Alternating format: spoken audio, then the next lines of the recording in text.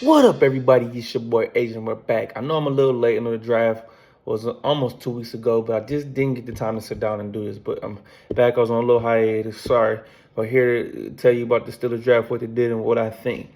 Now, the 2025 draft, as we all know, people were saying Shador Sanders is coming over to the Pittsburgh Steelers. They're going to draft a quarterback, and I knew they probably would not because they didn't want to face the same thing they dealt with the Kenny Pickett draft and him not working out. And there's no elite franchise quarterback, I believe, besides Cam Ward, and that's okay. So, got to be convicted, and the Steelers were convicted. So, let's get started with that first round pick, number 20, number 21 overall. Steelers select defensive tackle Derek Harmon out of Oregon. Yes, a stud. Help him get with Cam Hayward, Kevin with Keanu Benton. Just refuel that D line. We need it. Cam's getting older. He can't play at an All Pro level forever. I think Derek Harmon is great. He's going to make an impact. Also, we didn't have a second round pick. We traded essentially for DK Metcalf. So essentially, it was our second round pick. Round 3, pick 83. Like I said, no second round pick. They decided to take a great running back, Caleb Johnson from the University of Iowa. Yes, Caleb Johnson.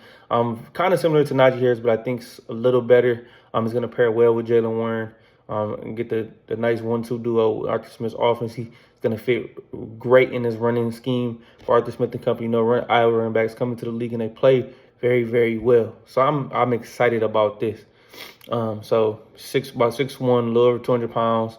I think he's going to be the best guy to complement Jalen Warren.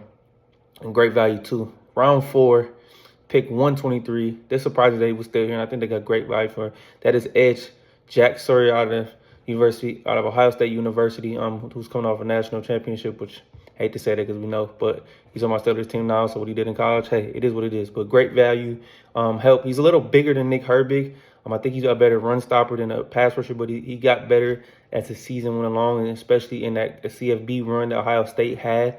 Put him in, rotate him. Like I said, a great value pick, and the Steelers continue to add to that D-line. All right, and now round 5, pick 164, defensive tackle, I'm probably saying it wrong, Black, about 6'6". It's not super athletic. He's more of a run stuffer, I believe, but he just adds to that D-line that they already have, like I said. So the Steelers are replenishing that D-line. They don't want to get run all over. They want to be stopped up the middle so the linebackers and secondary can play well. All right, now we have 3 more picks.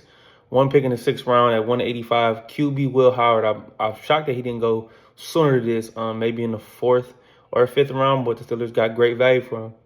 I think he can be potentially, best case, a great backup. If he ends up working out and he somehow is able to win a starting job and be the next franchise quarterback, cool. But I don't expect that. I think he can give you great value, a great pick. Like I said, you need a backup quarterback. Kind of similar to Mason Rudolph, but a little more athletic.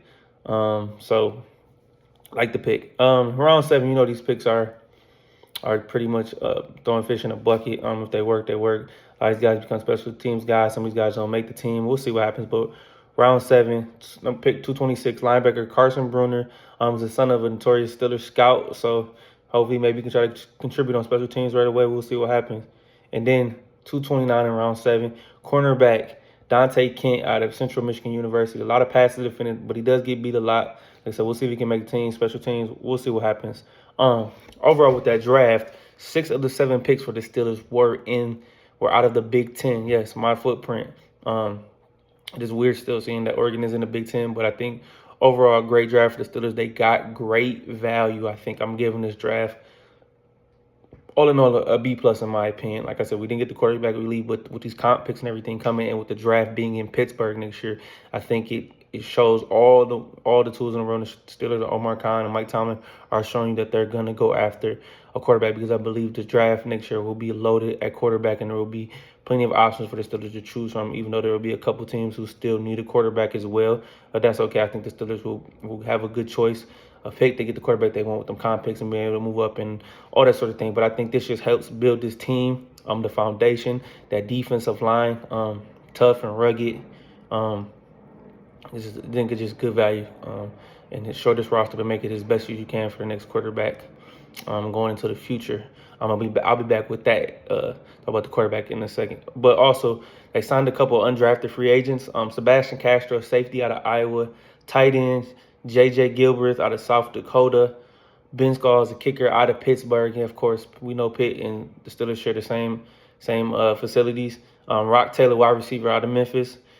DJ Thomas Jones, fullback out of South Alabama. Yeah, fullback. Arthur Smith could use that, and I could see him doing that. Aiden Williams, offensive guard, Minnesota Duluth.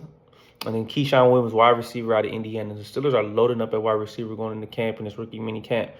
So, like I said, B+ for me in this draft. I like what I've seen. I like what they're doing. Let's keep up the good work. No rookie mini camp's about to come up here shortly. In the season, man, it's already May, man. It's crazy. It is crazy. Football season is only getting closer, but love what the Steelers did in this draft. Just want to give you guys the recap and what I thought about that situation. Now, as we move forward, a couple news and notes before I get out of here. The Steelers did sign wide receiver Robert Woods. He's had a solid career. He played with the Rams. He's played with the Texans last year. He's played with the Titans before. Just a solid guy. Add some depth to the room. See if he can do anything. 1 year, $2 million deal. We got to see what we can get out of Roman Wilson this year as well. So we'll see. We're just adding some depth at the wide receiver position for whoever decides to play quarterback, whether that's Mason Rudolph or Howard, or like I think it's going to be Aaron Rodgers. And that leads me to my last point. No word on the Aaron Rodgers things. Things are obviously going to stay still progressing. We don't know a lot of things, but I think he's going to sign. The Steelers, I think, know this at heart he's going to sign. But Aaron Rodgers, as we all know, likes to make situations about himself. So he wants all the spotlight. So he's going to sign here. We're not going to expect it. So as of now, as I'm recording, he hasn't signed yet. So we'll see. But it's going to come, I believe, soon.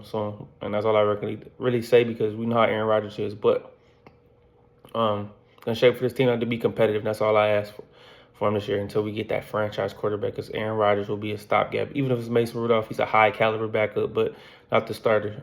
So we'll see what happens, but I'm excited. Football season could get any quicker, baby. Hey, I'll be back soon to talk more Steelers. Hey, it's your boy Adrian. I appreciate all the love and support. Hey, I'm out. Peace.